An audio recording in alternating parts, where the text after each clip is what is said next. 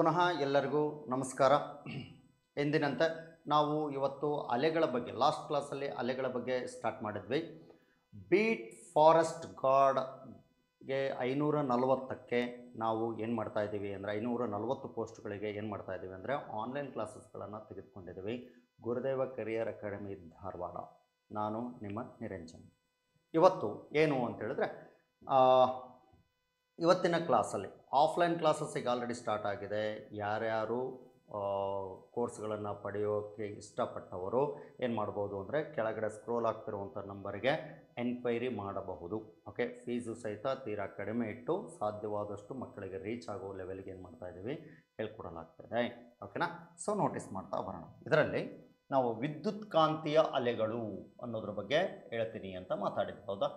ವಿದ್ಯುತ್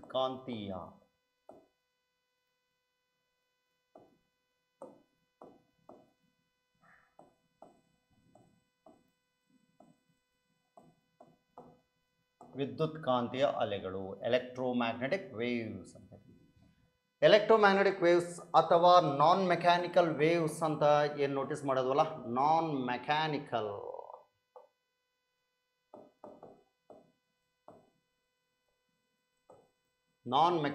ವೇವ್ಸ್ ಅಂತ ಏನು ನೋಟಿಸ್ ಮಾಡ್ತೀವಲ್ಲ, ಇದರಲ್ಲಿ ಮಾಧ್ಯಮದ ಅವಶ್ಯಕತೆನೇ ಬೇಕಾಗಿಲ್ಲ. ಹಾಗೆ ಏನು ಮಾಡ್ತವೆ ಅಂದರೆ ಎಲ್ಲ ಕಡೆಗೂ ಏನು ಮಾಡ್ತವೆ ಅಂದರೆ ಸರೌಂಡಿಂಗನ್ನು ಕವರ್ ಮಾಡುವ ಸಾಮರ್ಥ್ಯ ಇರುತ್ತೆ. ಬಟ್ ಇವುಗಳಿಗೇನು ಬೇಕು? ಸಪೋರ್ಟ್ ಮಾಡುವಂತಹ, ಟ್ರಾನ್ಸ್ಫರ್ ಮಾಡುವಂತಹ ಆ್ಯಂಪ್ಲಿಫೈಯರ್ಸ್ಗಳು ಬೇಕಾಗಿರುತ್ತೆ, ಬೂಸ್ಟರ್ಗಳು ಬೇಕಾಗಿರುತ್ತೆ. ನೋಡಿ, ಫಾರ್ ಎಕ್ಸಾಂಪಲ್ ಸಣ್ಣದಾಗಿ ನಾನು ಒಂದು ನೋಟಿಸ್ ಮಾಡ್ತೀವಿ ಅಂದರೆ, ನನ್ನ ಕೈಯಲ್ಲಿ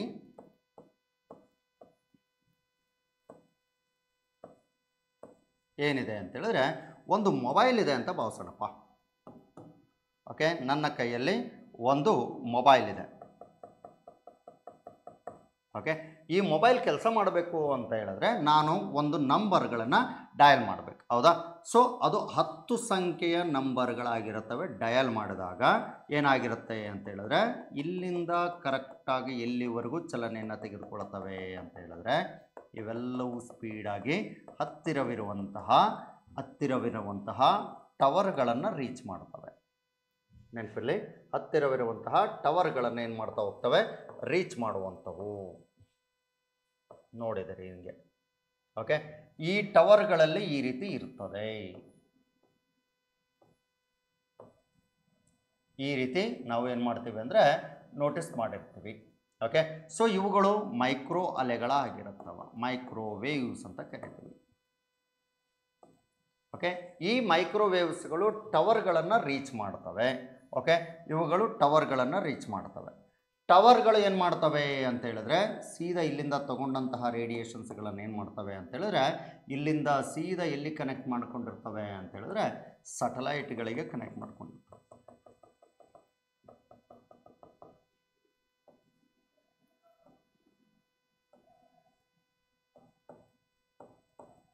ಈ ಸ್ಯಾಟಲೈಟ್ ಏನು ಮಾಡುತ್ತೆ ಅಂತ ಹೇಳಿದ್ರೆ, ಇಲ್ಲಿಂದ ರಿಸೀವ್ ಮಾಡ್ಕೊಳ್ಳೋದಕ್ಕೆ ಏನು ಬೇಕು? ರೇಡಿಯೋ ಅಲೆಗಳು ಬೇಕು. ರೇಡಿಯೋ ವೇವ್ಸ್ ಅಂತ ಕರೀತಾರೆ. ನೋಡಿ, ರೇಡಿಯೋ ವೇವ್ಸ್ ಡಿಸ್ಟೆಂಟ್ ಕಮ್ಯುನಿಕೇಷನ್, ಬಹುದೂರಕ್ಕೆ ಚಲಿಸುವಂಥದ್ದು, ಭಾಳ ವೇಗವಾಗಿ ಚಲಿಸುವಂಥದ್ದು. ಸೊ ಮಾಹಿತಿಯನ್ನು ತೆಗೆದುಕೊಂಡು ಹೋಗುವಂಥದ್ದು. ಹಾಗಾಗಿ ರೇಡಿಯೋ ಅಲೆಗಳು ಅಲ್ಲಿವರೆಗೂ ಚಲಿಸ್ತವಪ್ಪ. ಓಕೆ, ಅಲ್ಲಿವರೆಗೂ ಚಲಿಸ್ತವೆ ರೇಡಿಯೋ ಅಲೆಗಳು ಸ್ಯಾಟಲೈಟ್ವರೆಗೂ. ಸ್ಯಾಟಲೈಟ್ ಏನು ಮಾಡುತ್ತೆ? ಈ ನಂಬರ್ನ ತೊಗೊಂಡಿದ್ದು ಡಿಕೋಡ್ ಮಾಡಿ ಯಾರಿಗೆ ನಿಯರ್ ಬೈ ಇರುತ್ತಲ್ಲ ಅವ್ರಿಗೆ ಏನು ಮಾಡುತ್ತೆ? ಪುನಃ ಕಳಿಸ್ಕೊಡುತ್ತೆ. ಅದು ಸಹಿತ ಟವರೇ ಆಗಿರುತ್ತದೆ. ಓಕೆ, ಅನುಮಾನನೇ ಬೇಡ. ಇಲ್ಲೂ ಸಹಿತ ಟವರ್ ಇರುತ್ತಾ ಸರ್ ಅಂದರೆ 100% ಇರಲೇಬೇಕು. ಈ ಟವರ್ಗಳು ಇಲ್ಲದ ಹೊರತು ಕೆಲಸ ಮಾಡಲ್ಲ. ಓಕೆ, ಇಲ್ಲಿಂದ ಇಸ್ಕೊಂಡಂಥವುಗಳನ್ನು ಏನು ಮಾಡುತ್ತೆ ಅಂದರೆ ಇನ್ನೊಬ್ಬ ಪರ್ಸನ್ಗೆ ಏನು ಮಾಡುತ್ತೆ? ರವಾನೆ ಮಾಡುತ್ತದೆ. ಓಕೆ, ಇಲ್ಲಿರ್ತಕ್ಕಂಥ ಇವನ ಸೆಲ್ಗೆ ಏನಾಗಿರುತ್ತೆ ಅಂತ ಹೇಳಿದ್ರೆ ರವಾನೆ ಮಾಡುವಂಥದ್ದನ್ನು ನಾವು ನೋಟಿಸ್ ಮಾಡ್ತೀವಿ. ಓಕೆ, ಇಲ್ಲಿಂದ ಇಲ್ಲಿಗೆ ಅಗೇನ್ ರೇಡಿಯೋ ಅಲೆಗಳ ಅವಶ್ಯಕತೆ ಇದೆ, ರೇಡಿಯೋ ವೇವ್ಸ್ ಅಂತ ಕರಿತೀವಿ. ಇಲ್ಲಿಂದ ಇಲ್ಲಿಗೆ ಮೈಕ್ರೋ ಅಲೆಗಳ ಅವಶ್ಯಕತೆ ಇದೆ. ವೆರಿ ಸಿಂಪಲ್ ಆಗಿ ನಾವು ನೋಟಿಸ್ ಮಾಡೋದು. ಅದಕ್ಕೆ ಎಕ್ಸಾಮ್ಸ್ಗಳಲ್ಲಿ ಏನು ಕೇಳ್ತಾನೆ ಅಂದರೆ, ಮೊಬೈಲ್ಗಳು ಕೆಲಸ ನಿರ್ವಹಿಸಲು ಯಾವ ಅಲೆಗಳು ಬೇಕು ಅಂತ ಕೇಳ್ತಾನೆ. ಮೈಕ್ರೋ ಅಲೆಗಳನ್ನು ಬರೀಬೇಕು, ಎಲೆಕ್ಟ್ರೋಮ್ಯಾಗ್ನೆಟಿಕ್ ವೇವ್ಸ್ ಅವು. ಓಕೆ, ಹಾಗಾದರೆ ಸ್ಯಾಟಲೈಟ್ ಕಮ್ಯುನಿಕೇಷನ್ಸ್ಗಳಿಗೆ ಬೇಕಾಗುವಂಥ ಅಲೆಗಳು ಯಾವುವು ಅಂತ ಕೇಳ್ತಾನೆ. ಆವಾಗ ರೇಡಿಯೋ ಅಲೆಗಳು ಅಂತ ಬರಿಬೇಕು, ಗೊತ್ತಿರಲಿ. ಓಕೆ, ಇಷ್ಟು ಮಾಹಿತಿ, ಇಷ್ಟು ಕಾಮನ್ ಸೆನ್ಸ್ ಆಗಿ ನಮಗೆ ತಿಳಿದಿರಲೇಬೇಕಾದಂಥ ಕಾನ್ಸೆಪ್ಟ್ಗಳು. ಓಕೆ, ವ್ಯಕ್ತಿ ಎಲ್ಲೇ ಇದ್ದರು ಗೊತ್ತಿಲ್ಲ, ಯಾರು? Nicholas Tesla. ನೆನಪಿರಲಿ, ನಿಕೋಲಸ್ ಟೆಸ್ಲಾ ಅನ್ನೋನು ಏನು ಮಾಡ್ತಾನೆ ಅಂದರೆ 1857 ಮಾತಾಡಿರ್ತಾನೆ ಇದ್ರ ಬಗ್ಗೆ, ಈ ಅಲೆಗಳ ಬಗ್ಗೆ.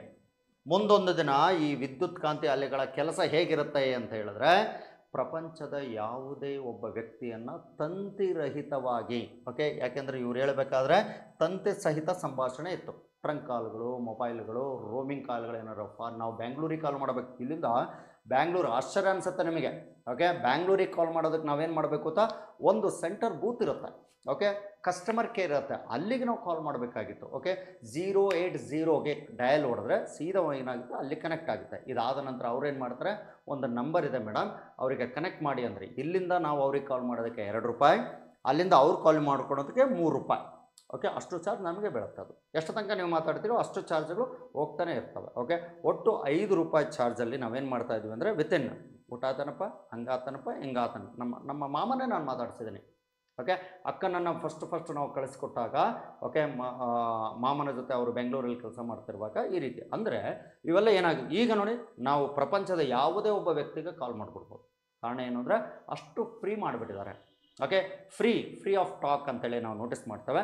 ಸೊ ಅದನ್ನು ನಾವು ನೋಟಿಸ್ ಮಾಡುವಂಥದ್ದು. ಫ್ರೀ ಆಫ್ ಟಾಕ್ ಅಂತ ಹೇಳಿದ್ರೆ ವಾಯ್ಸಿಗೆ ಫ್ರೀ ಇದೆ. ಮೊದಲೆಲ್ಲ ಇನ್ಕಮಿಂಗ್ ಕಾಲಿಗೆ 2 ರೂಪಾಯಿ ಕಟ್ ಆಗ್ತಿತ್ತು, ಔಟ್ ಗೋಯಿಂಗ್ ಕಾಲಿಗೆ 5 ರೂಪಾಯಿ ಕಟ್ ಆಗ್ತಿತ್ತು. ಆಮೇಲೆ 1 ರೂಪಾಯಿ ಇನ್ಕಮಿಂಗ್ ಕಾಲ್, ಔಟ್ ಗೋಯಿಂಗ್ 2 ರೂಪಾಯಿ ಕಾಲ್. ಈಗ 2 ಫ್ರೀ, ಮಾಡೋನಿಗೂ ಫ್ರೀ, ತಗೊಳೋನಿಗೂ ಫ್ರೀ, ಈ ರೀತಿ ಮಾಡಲಾಗಿದೆ.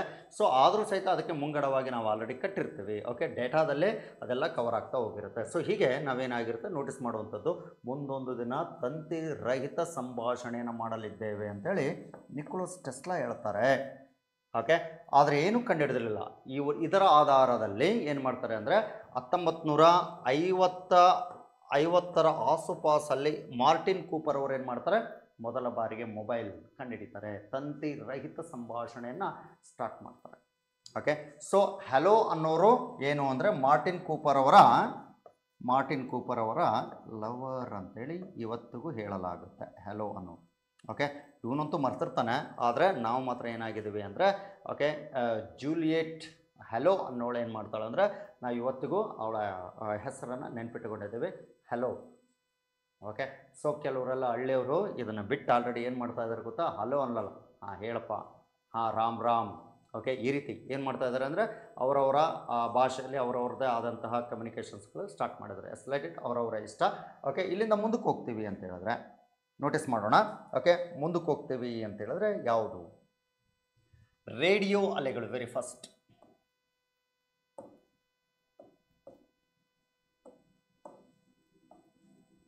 ರೇಡಿಯೋ ವೇವ್ಸ್ ಅಂತಲೇ ಕರಿತೀವಿ. ಇವನ್ನ ಇಂಗ್ಲೀಷಲ್ಲಿ ನೆನ್ಪಿಡೋ ಅವಶ್ಯಕತೆನಲ್ಲ. ರೇಡಿಯೋ ಅಲೆಗಳು, ರೇಡಿಯೋ ವೇವ್ಸ್. ಇಂಗ್ಲೀಷಲ್ಲಿ ನೆನ್ಪಿಡೋವನ್ನ ಬರೆದು ಬಿಡ್ತೀನಿ, ವೆಯ್ಟ್ ಮಾಡಿ. ಓಕೆ, ಎರಡನ್ನು ಮಾತ್ರ ಇಂಗ್ಲೀಷಲ್ಲಿ ನೆನ್ಪಿಡಬೇಕು, ಡಿಫ್ರೆಂಟ್ ಆಗಿದಾವೆ ಅಷ್ಟೇ. ಇನ್ನು ಉಳಿದವಷ್ಟು ಹೆಸ್ರೇನಿದಾವ ಅದರಂಗೆ ಇಂಗ್ಲೀಷಲ್ಲೂ ನೆನ್ಪಿಡಬೇಕು. ಕನ್ನಡ ಇಂಗ್ಲೀಷ್ ಹಂಗೆ ನೆನ್ಪಿಡಬೇಕು. ನೋಡಿ, ರೇಡಿಯೋ ಅಲೆಗಳು, ರೇಡಿಯೋ ವೇವ್ಸ್ ಅಷ್ಟೇ. ಹಾಗಾದರೆ ರೇಡಿಯೋ ಅಲೆಗಳು, ರೇಡಿಯೋ ವೇವ್ಸ್ಗಳು ಎಲ್ಲೆಲ್ಲಿ ಬಳಕೆ ಮಾಡ್ತೀವಿ? ಈಗ ನೋಡಿದ್ವಿ ಸ್ಯಾಟಲೈಟ್ ಸಂಪರ್ಕ, ರೇಡಿಯೋ ಮತ್ತು ಟಿ ವಿಗಳು, ಓಕೆ, ದೂರ ತರಂಗಗಳು. ಓಕೆ, ಭದ್ರಾವತಿ, ಧಾರವಾಡ ಸ್ಟೇಷನ್ಸ್ಗಳನ್ನು ನಾವು ಕರ್ನಾಟಕದಲ್ಲಿ ಕೇಳ್ತೇವೆ. ಈಗ FM ಬಂದದೆ. ಓಕೆ, ಆಯಾ ರೇಂಜ್ಗಳಿಗೆ ನೋಡಿಕೊಳ್ಳುವಂಥದ್ದು ಬಂದದೆ. ಓಕೆ, ಅಂಥದ್ದನ್ನು ನಾವು ನೋಟಿಸ್ ಮಾಡ್ತಾ ಇದ್ದೀವಿ. ಇದರ ನಂತರ ನಾವು ನೋಟಿಸ್ ಮಾಡುವಂಥದ್ದು ರೇಡಿಯೋ ರಡಾರ್ಗಳಲ್ಲಿ ಬಳಕೆ ಮಾಡ್ತೀವಿ. ರಡಾರ್ಗಳಲ್ಲಿ ರೇಡಿಯೋ ಡಿಟೆಕ್ಷನ್ ಆ್ಯಂಡ್ ರೇಂಜಿಂಗ್ ಅಂತ ಕರಿತೀವಿ. ರಡಾರ್ಗಳಲ್ಲಿ ಇಲ್ಲಿ ರಡಾರ್ಗಳು ಅಂತೇಳಿ ಬಂದಾಗ ದೂರ ಸಂವೇದಿ ಅಂತಲೂ ನೋಡ್ತವೆ. ಸೊ ಅತಿ ಹೆಚ್ಚಿನದಾಗಿ ಏನಾಗಿರುತ್ತೆ ಅಂತ ಹೇಳಿದ್ರೆ ವಾಹನದ ವೇಗ ಮತ್ತು ಹೈ ಸ್ಪೀಡ್ ವೆಲಾಸಿಟಿಯಲ್ಲಿರುವಂಥ ವಾಹನಗಳ ವೇಗ ಆಗಿರ್ಬೋದು, ಮತ್ತು ಬಣ್ಣಗಳಾಗಿರ್ಬೋದು. ಓಕೆ, ಮತ್ತು ಅದು ಯಾವ ರೀತಿಯಾದ ವಾಹನ ಎಂಬುದನ್ನು ಸಹಿತ ಚಿತ್ರದ ಸಮೇತ ತಗೊಂಬರ್ತಾರೆ. ಓಕೆ, ಹಾಗಾಗಿ ಇವುಗಳು ಇರುವುದರಿಂದ ಏಲಿಯನ್ಸ್ಗಳು ಇವತ್ತಿಗೂ ರಡಾರ್ ಕಣ್ಣಿಗೆ ಬಿದ್ದಿಲ್ಲ. ಕಾರಣ ಇಲ್ಲ, ಇದ್ದಿದ್ದರೆ ಕಣ್ಣಿಗೆ ಬೀಳ್ತಾಯಿದ್ರು. ಓಕೆ, ಮೊಬೈಲ್ ಅಂತೇಳಿ ಬಂದಾಗ ಯಾರೋ ಅಮೇರಿಕನ್ನವ್ರಿಗೆ ಮಾತ್ರ ಇವು ಕಾಣಿಸ್ತಾರೆ, ನಮ್ಮಂಥವ್ರಿಗೆಲ್ಲ ಕಾಣಂಗಿಲ್ಲ ಇವು. ಓಕೆ, ಅಂತ ಮುಟ್ಟಾಳ್ರಿಗೆ ಅಷ್ಟೇ ಕಾಣೋದು, ನಮ್ಮಂಥವ್ರಿಗೆಲ್ಲ ಕಾಣಂಗಿಲ್ಲ ಇವು. ಓಕೆ, ರೇಡಿಯೋ ಅಲೆಗಳು ಅಂತೇಳಿ ಬಂದಾಗ ನೆಕ್ಸ್ಟ್ ವಾಕಿ ಟಾಕಿ ಅಂತೇಳಿ ನೋಡ್ತವೆ. ಪೊಲೀಸ್ ಸಿಬ್ಬಂದಿಗಳು ಬಳಕೆ ಮಾಡುವ ವಾಕಿ ಟಾಕಿಗಳಲ್ಲಿ ಏನಾಗ್ತದೆ ಬಳಕೆ ಮಾಡ್ತವೆ. ಸೊ ಇಂಥದ್ದನ್ನು ನೋಡ್ಬೋದು. ನೆಕ್ಸ್ಟ್ ಮೈಕ್ರೋ ಅಲೆಗಳು.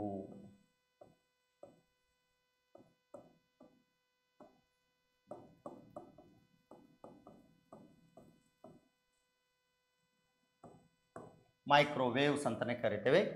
ಮೊಬೈಲ್ ಸಂಭಾಷಣೆಯಲ್ಲಿ ಬಳಕೆ ಮಾಡ್ತೀವಿ ಹೇಳಿದೆ, ಹೌದಾ.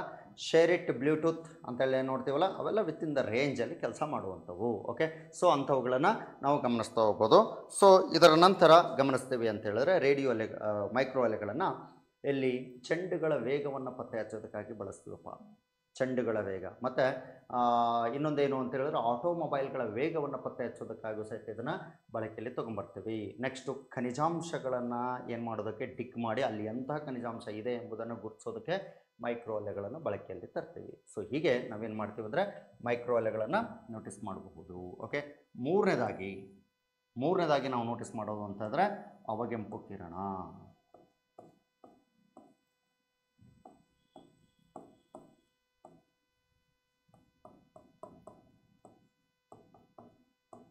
ಇನ್ಫ್ರಾರೆಡ್ ರೇಸ್ ಅಂತೇಳಿ ಕರಿತೀವಿ, ಅಥವಾ ರಕ್ತತೀತ ಕಿರಣ ಅಂತಲೂ ಕರಿತೀವಿ. ಇದನ್ನು ಮರಿಬಾರ್ದು.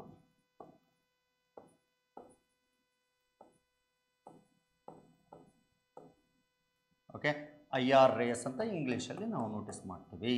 ಓಕೆ, ಹಾಗಾದರೆ ಮ್ಯಾಕ್ಸಿಮಮ್ ಇವುಗಳನ್ನು ಬಳಕೆಯಲ್ಲಿ ತರ್ತೀವಿ. ಟಿ ವಿ ರಿಮೋಟ್ಸ್ ಆಗಿರ್ಬೋದು, ಅಲ್ಲಿ ಬಳಕೆ ಆಗ್ತದೆ. ಟಿ ವಿ ರಿಮೋಟ್ಸ್ಗಳಲ್ಲಿ ಹೆಚ್ಚು ಬಳಕೆ ಆಗ್ತದೆ, ಇದು ಗೊತ್ತಿರಲಿ. ಇದರ ನಂತರ ನಾವು ನೋಟಿಸ್ ಮಾಡುವಂಥದ್ದು ಟಿ ವಿ ರಿಮೋಟ್ಸ್.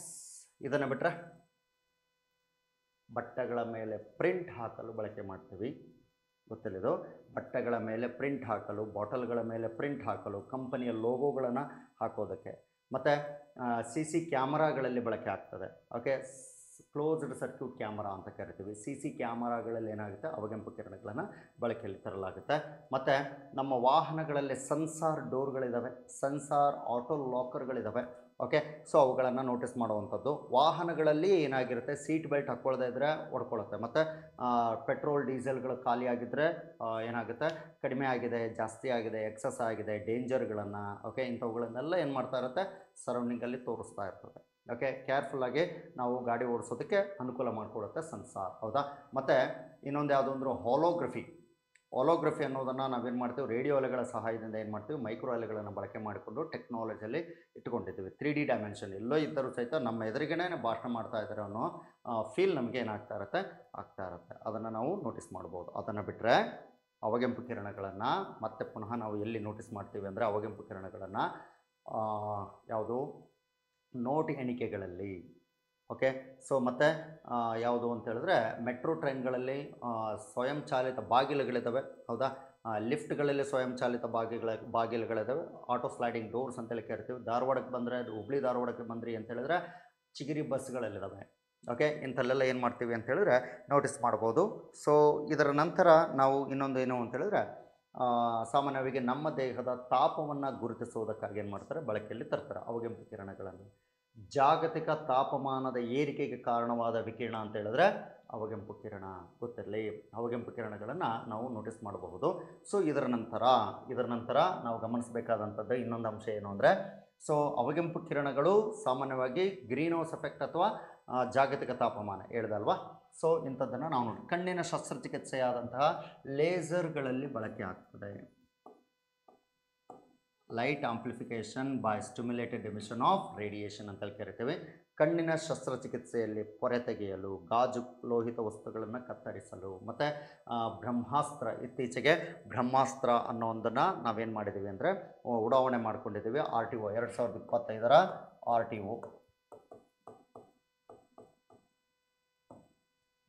RTOನಲ್ಲಿ ಇದೆ ಈ ಕ್ವಶನ್ಸ್ಗಳು. ಓಕೆ, ಹೀಗೆ ನಾವೇನು ಮಾಡ್ತೀವಿ ಅಂದರೆ ನೋಟಿಸ್ ಮಾಡಬಹುದಾದಂತಹ ಅಂಶವಾಗಿರುತ್ತೆ. ಸೊ ಗೊತ್ತಿರಲಿ, ಇಷ್ಟನ್ನು ನಾವು ನೋಟಿಸ್ ಮಾಡಬಹುದು. ನೆಕ್ಸ್ಟ್ ನೋಡೋಣ. ಈಗ 4ನೇದು ರಕ್ತತೀತ ದೃಗೋಚರ ಅಂತೇಳಿ.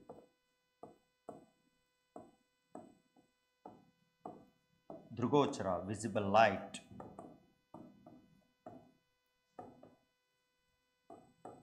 ವಿಸಿಬಲ್ ಲೈಟ್ ಅಂತೇಳಿ ನೋಡ್ತೇವೆ. ಏನು, ವಸ್ತುಗಳನ್ನು ಗುರುತಿಸಲು, ಹೌದಾ, ಫೋಟೋ ಫ್ಲ್ಯಾಶ್ಗಳಾಗಿ. ಮತ್ತು ಲೈಫೈ ಅಂತೇಳಿ ಬಂದಿದೆ, ಈಗ ಲೈಟ್ ಫಿಡಿಲಿಟಿ ಅಂತೇಳಿ ಬಂದಿದೆ. ಓಕೆ, ಲೈಟ್ ಫಿಡಿಲಿಟಿ, ಬೆಳಕಿನ ವೇಗದಲ್ಲಿ ಲೈಟ್ ಫಿಡಿಲಿಟಿ ಅಂತೇಳಿ. ಬೆಳಕಿನ ವೇಗದಲ್ಲಿ ಏನು ಮಾಡೋದು ಅಂತ ಹೇಳಿದ್ರೆ ಡೇಟಾ ರನ್ ಆಗುತ್ತೆ. ವೈಫೈಗಳನ್ನು ಇಲ್ಲಿ ಬಳಕೆ ಆಗ್ತದೆ. ವೈರ್ಲೆಸ್ ಫಿಡಿಲಿಟಿ ಅಂತೇಳಿ.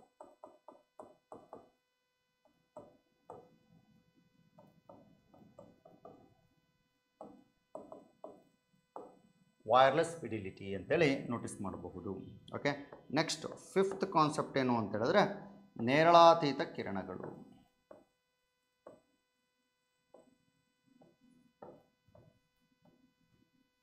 ಅಥವಾ ಅಲ್ಟ್ರಾ ವೈಲೆಟ್.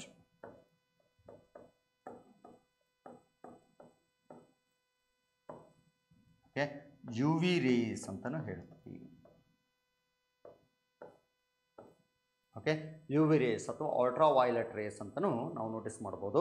ಗೊತ್ತಿರಲಿ ಸ್ನೇಹಿತರೆ, ಅಲ್ಟ್ರಾ ವೈಲೆಟ್ ಅತಿ ಹೆಚ್ಚಿನ ಉಪಯೋಗನ ನಾವು ನೋಟಿಸ್ ಮಾಡ್ತೇವೆ. ನೇರಳಾತೀತ ಕಿರಣಗಳು. ನೇರಳಾತೀತ ಕಿರಣಗಳು ಅಂತ ಹೇಳಿದಾಗ ಎಲ್ಲೆಲ್ಲಿ ಕೋಟಾ ನೋಟುಗಳನ್ನು ಪತ್ತೆ ಹಚ್ಚಲು ಹಸಿರು ಬಣ್ಣದ ಟೆಕ್ನಾಲಜಿ ಅಂತ ಹೇಳಿ ನೋಡ್ತೇವೆ.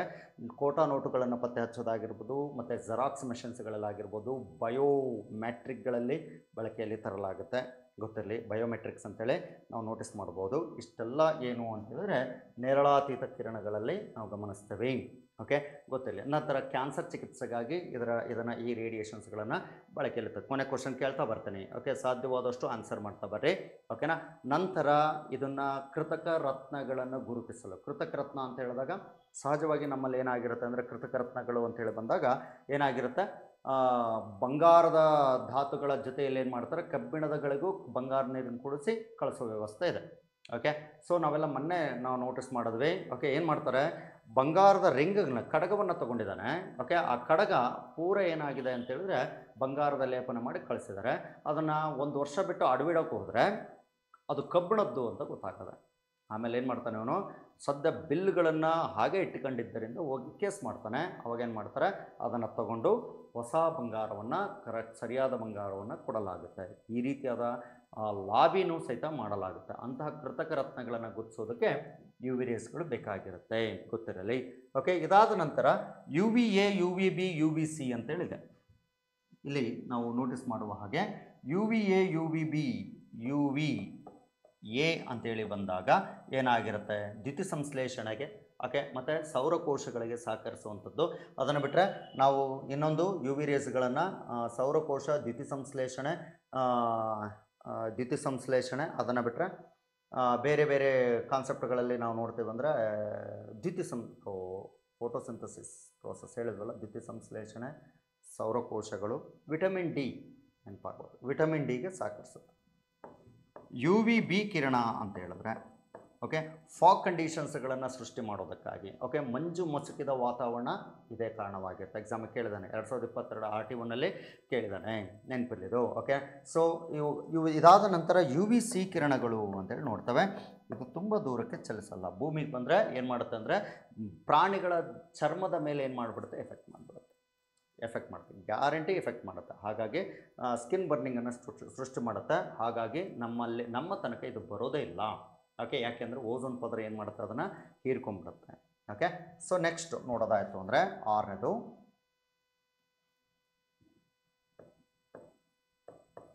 ಎಕ್ಸ್ರೇಸ್, ಕ್ಷಕಿರಣ ಅಂತೇಳಿ. ಓಕೆ, ಎಕ್ಸ್ರೇಸ್ ಅಂತೇಳಿ ಬಂದಾಗ ಸಹಜವಾಗಿ ನಾವು ನೋಟಿಸ್ ಮಾಡುವಂಥ ರಾಂಟ್ಜನ್ ಅವರು ಮೊದಲ ಬಾರಿಗೆ ಕಂಡುಹಿಡಿತಾರೆ. ಇವ್ರಿಗೆ 1901ರಲ್ಲಿ ಮೊದಲ ನೊಬೆಲ್ ಅವಾರ್ಡನ್ನು ನೀಡಲಾಗಿದೆ. ಮೊದಲ ನೊಬೆಲ್ ಅವಾರ್ಡ್. ಓಕೆ, ಸೊ ಇವರ ಅಧ್ಯಯನದ ಪ್ರಕಾರ ಮೂಳೆ ಮತ್ತು ಇನ್ನೊಂದು ಯಾವುದು ಲೋಹಗಳ ಮೂಲಕ ಏನಾಗಲ್ಲ, ಇದು ಒಟ್ಟೆ ಹಾದೋಗಲ್ಲ, ಅಲ್ಲೇ ಸ್ಟಾಪ್ ಆಗಿಬಿಡುತ್ತೆ. ಹಾಗಾಗಿ ಏನು ಮಾಡ್ತಾರೆ ಅಂದರೆ ಇದನ್ನು ಬಳಕೆ ಮಾಡ್ತಾರೆ. ಓಕೆ, ಹಾಗಾದರೆ ಯಾವುದಕ್ಕಾಗಿ ಬಳಕೆ ಮಾಡ್ತಾರೆ, ದೇಹದಲ್ಲಿ ಮುರಿದ ಮೂಳೆಗಳನ್ನು, ದೇಹದಲ್ಲಿ ನಾಣ್ಯಗಳೇನಾದರೂ ಇದ್ದರೆ ಸ್ಮಗ್ಲಿಂಗ್ ಕೇಸ್ಗಳಲ್ಲಿ, ದೇಹದಲ್ಲಿ ಬುಲೆಟ್ಗಳೇನಾದರೂ ಇದ್ದರೆ ಮಿಲಿಟ್ರಿಗಳಲ್ಲಿ ಏನು ಮಾಡ್ತಾರೆ ಅಂದರೆ ಇವುಗಳನ್ನು ಬಳಕೆ ಮಾಡಿ ಸ್ಪಾಟ್ಗಳನ್ನು ಪತ್ತೆ ಹಚ್ಚಲಾಗುತ್ತೆ. ಮತ್ತು ಲೋಹಿತ ವಸ್ತುಗಳ ಬೆರುಕುಗಳನ್ನು ಪತ್ತೆ ಹಚ್ಚೋದಕ್ಕೆ, ಫ್ಲೈಓವರ್ ಕಟ್ಟಬೇಕಾದ್ರೆ ಲೋಹಿತ ವಸ್ತುಗಳ ಬೆರುಕುಗಳನ್ನು ಇದನ್ನು ಪತ್ತೆ ಹಚ್ಚೋದಕ್ಕಾಗಿ ಬಳಸ್ತಾರೆ. ಓಕೆ, ಎಕ್ಸ್ರೇಸ್ಗಳನ್ನು ತುಂಬ ನೀಟಾಗಲ್ಲಿ ಬಳಕೆಯಲ್ಲಿ ತರಲಾಗುತ್ತೆ. ಮತ್ತು ಅದನ್ನು ಬಿಟ್ಟರೆ ನಾವು ಎಕ್ಸ್ರೇಸ್ಗಳನ್ನು ಮೈಕ್ರೋ ಅಂದರೆ ಪರಮಾಣು ರಚನೆಯ ಅಧ್ಯಯನದಲ್ಲೂ ಸಹಿತ ಏನು ಮಾಡ್ತೀವಿ, ಇದನ್ನು ಬಳಕೆಯಲ್ಲಿ ತರಲಾಗುತ್ತೆ. ಗೊತ್ತಿರಲಿ. ಓಕೆ, ನೆಕ್ಸ್ಟ್ 7ನೇದು ಗಾಮಾ ಕಿರಣ ಅಂತೇಳಿ ನೋಡ್ತೀವಿ.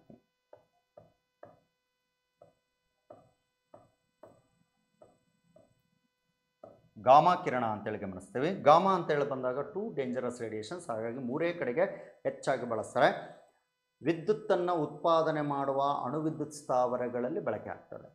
ಉಷ್ಣ ಬಿಡುಗಡೆ ಆಗೋದಕ್ಕೆ. ಮತ್ತು ಕ್ಯಾನ್ಸರ್ ಚಿಕಿತ್ಸೆಗಾಗಿ ಬಳಕೆ ಮಾಡ್ತಾರೆ. ಅದನ್ನು ಬಿಟ್ಟರೆ ನಾವು ಏನು ಮಾಡ್ತೀವಿ ಅಂದರೆ ಈ ವೈದ್ಯಕೀಯ ಉಪಕರಣಗಳನ್ನು ಶುದ್ಧೀಕರಿಸಲು ಬಳಕೆಯಲ್ಲಿ ತರಲಾಗುತ್ತೆ. ಹಾಗಾದರೆ ಇದರಲ್ಲಿ ರೇಡಿಯೋ ಅಲೆಗಳನ್ನು ಪರಿಚಯ ಮಾಡಿಕೊಟ್ಟಂತಹ ವಿಜ್ಞಾನಿ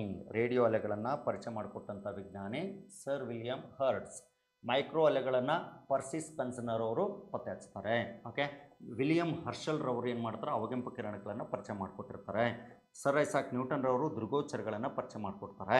ಓಕೆ, ನೇರಳಾತೀತ ಕಿರಣಗಳನ್ನು ಡಬ್ಲ್ಯೂ.ಡಿ. ರಿಟ್ಟರ್ ಅನ್ನೋರು, ಓಕೆ, ಡೊನಾಲ್ಡ್ ಡಿ ರಿಟ್ಟರ್ ಅನ್ನೋರು ಏನು ಮಾಡ್ತಾರೆ, ಪರಿಚಯ ಮಾಡಿಕೊಟ್ಟಿರ್ತಾರೆ. ಓಕೆ, ಎಕ್ಸ್ರೇ ರಾಂಟಜನ್ ಅವರು, ಪೌಲ್ ವಿಲ್ಲೇಯರ್ ಅವರು ಏನು ಮಾಡ್ತಾರೆ, ಪರಿಚಯ ಮಾಡಿಕೊಟ್ಟಿರ್ತಾರೆ. ನಾನೀಗ ಬರೆದಿರೋದು ತರಂಗ ದೂರ ಇಳಿಕೆ ಕ್ರಮದಲ್ಲಿ.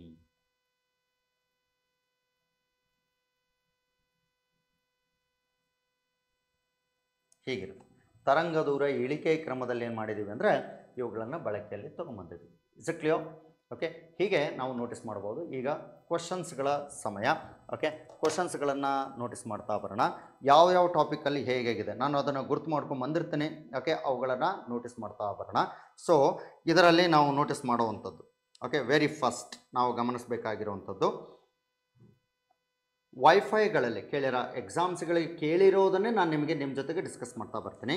ಓಕೆ, ಸೊ ನೋಟಿಸ್ ಮಾಡೋದಾಯಿತು ಅಂತ ಹೇಳಿದ್ರೆ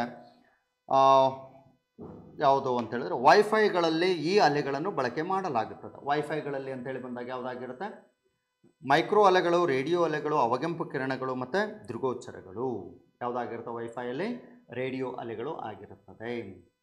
ಗೊತ್ತಿರಲಿದು. ಓಕೆ, ನೆಕ್ಸ್ಟು ಎಣಿಕೆ ಯಂತ್ರಗಳಲ್ಲಿ ಈ ಕಿರಣಗಳನ್ನು ಬಳಕೆ ಮಾಡಿ ನೋಟುಗಳನ್ನು ಎಣಿಸಲಾಗುತ್ತದೆ. ಓಕೆ, ಸೊ ಎಣಿಕೆ ಯಂತ್ರ ಅಂದರೆ counting machines. In the counting machines we using these type of rays, electromagnetic rays ಅಂತೇಳಿ ಕರೀತಾರೆ. U V rays, I R rays, visible rays, X rays. I R ರೇಸ್ಗಳನ್ನು ಬಳಕೆಯಲ್ಲಿ ತಂದಿರ್ತೀವಿ. ಕೌಂಟಿಂಗ್ ಮಿಷನ್ಸ್ಗಳಲ್ಲಿ ಅದು ಬಳಕೆ ಆಗ್ತದೆ. Next fake notes. To find the fake notes we using these type of waves. Okay, so ನಾವು ಕೌಂಟಿಂಗನ್ನು ನಾವು ತೊಗೊಳ್ಳೋದಾಯ್ತು. ಫೇಕ್ ನೋಟ್ಸ್ ಅಂದರೆ ಕೋಟಾ ನೋಟುಗಳನ್ನು ಪತ್ತೆ ಹಚ್ಚೋದಕ್ಕಾಗಿ ಬಳಕೆ ಆಗುವಂಥದ್ದು. ಯಾವುದಾದ್ರು ಕೋಟಾ ನೋಟುಗಳನ್ನು ಪತ್ತೆ ಹಚ್ಚೋದಕ್ಕಾಗಿ ಬಳಕೆ ಆಗೋದು ಸಾಮಾನ್ಯವಾಗಿ ನಾವು ಗಮನಿಸಬೇಕಾದಂಥದ್ದು, ಎಕ್ಸ್ಕ್ಯೂಸ್ ಮೀ,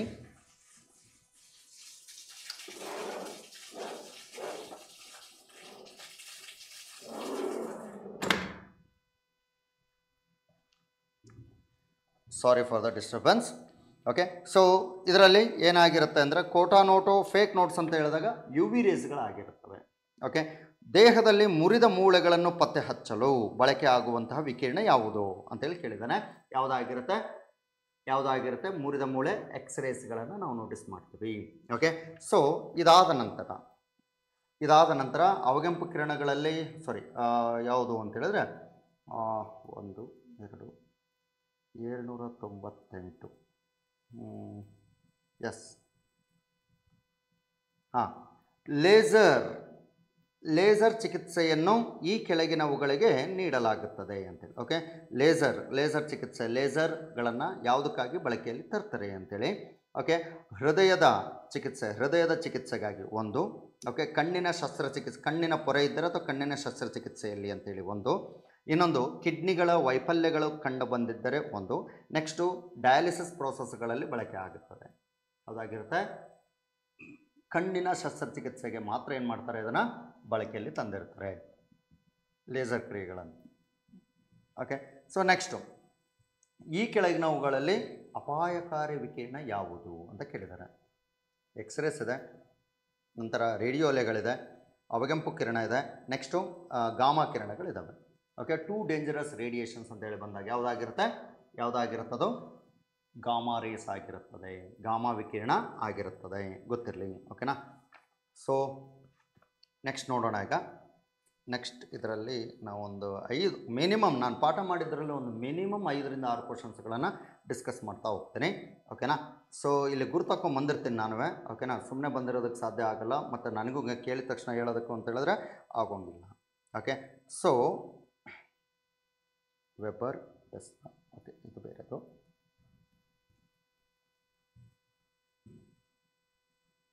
ಕೃತಕ ರತ್ನಗಳನ್ನು ಗುರುತಿಸಲು, ಆರ್ಟಿಫಿಷಿಯಲ್ ಆರ್ನಮೆಂಟ್ಸ್.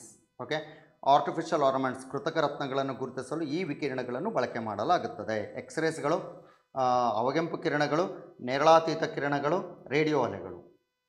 ನೇರಳಾತೀತ ಕಿರಣಗಳು ಸರಿಯಾಗಿರ್ತದೆ. ಸಾಧ್ಯವಾದಷ್ಟು ಆನ್ಸರ್ ಮಾಡ್ತಾ ಬನ್ನಿ, ದಯವಿಟ್ಟು ಸಾಧ್ಯವಾದಷ್ಟು ಆನ್ಸರ್ ಮಾಡ್ತಾ ಬನ್ನಿ. ಓಕೆ, ಗೊತ್ತಿರಲಿ KPSಗೆ ಸಂಬಂಧಪಟ್ಟಂತೆ 4500 ಕ್ವಶನ್ಸ್ಗಳನ್ನು ನಾವೇನು ಮಾಡ್ತಾ ಹೋಗಿದ್ದೀವಿ, ಹೇಳ್ತಾ ಹೋಗಿದ್ದೀವಿ. ಇದು ನನ್ನ ಎಲ್ಲ ಪುಸ್ತಕಗಳು ಏನು ಮಾಡ್ತಾ ಇದ್ದಾವೆ ಅಂದರೆ ನಮ್ಮ ಯಾವುದರಲ್ಲಿ ಅಂತ ಹೇಳಿದ್ರೆ ಸಪ್ನಾ ಬುಕ್ ಸ್ಟಾಲ್ಸ್ಗಳಲ್ಲಿ ಸಿಗುತ್ತೆ. ಓಕೆ, ನೀವು ಅದನ್ನು ಪರ್ಚೇಸ್ ಮಾಡ್ಬೋದು. ಆಫ್ಲೈನಿಗೆ ಬಂದರೆ ನಾವು ಇದನ್ನು ಪ್ರೊವೈಡ್ ಮಾಡ್ತೇವೆ. ಓಕೆ, ಯಾವುದಾಗಿರುತ್ತೆ ಸ್ಪರ್ಧಾವೀರ್ ಪ್ರಶ್ನಾಕೋಶ ನಿರಂಜನ್ ಮೂರ್ತಿ MSc B.Ed. ಓಕೆ, ನಿರಂಜನ್ ಮೂರ್ತಿ ಅಂತೇಳಿ ಕೇಳಿದ್ರೆ ಕೊಡ್ತಾರಪ್ಪ. ಓಕೆ, ಸೊ ನೆಕ್ಸ್ಟ್ ನೋಡೋದಾಯಿತು ಅಂತ ಹೇಳಿದ್ರೆ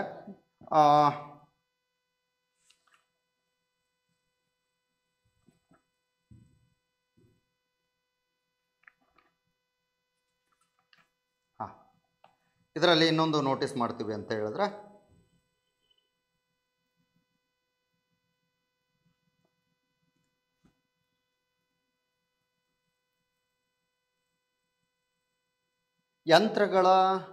ಯಂತ್ರಗಳ ಲೋಪದೋಷಗಳನ್ನು ಗುರುತಿಸಲು ಈ ಅಲೆಗಳನ್ನು ಅಥವಾ ಈ ವಿಕಿರಣಗಳನ್ನು ಬಳಕೆ ಮಾಡಲಾಗುತ್ತದೆ. Defects of machines to find these defects of machine as following the radiations ಅಂತೇಳಿ. ಓಕೆ, ನೇರಳಾತೀತ ಕಿರಣ, ಅವಗೆಂಪು ಕಿರಣ, ಎಕ್ಸ್ರೇ ಮತ್ತು ರೇಡಿಯೋ ಅಲೆಗಳು ಯಾವುದಾಗಿರುತ್ತೆ, ಅವಗೆಂಪು ಕಿರಣ ಆಗಿರುತ್ತದೆ. ಓಕೆ, ಸೊ ಹೀಗೆ ನಾವು ನೋಟಿಸ್ ಮಾಡ್ತಾ ಬರೋಣ. Thank you one and all. ಓಕೆನಾ, ಸೊ ನೆಕ್ಸ್ಟ್ ಕ್ಲಾಸಲ್ಲಿ ನಾವೇನು ಮಾಡೋಣ ಅಂದರೆ ಶಬ್ದದ ಬಗ್ಗೆ ಡಿಸ್ಕಸ್ ಮಾಡೋಣಂತೆ. ಧನ್ಯವಾದಗಳೊಂದಿಗೆ ನಿರಂಜನ್ ಮೂರ್ತಿ.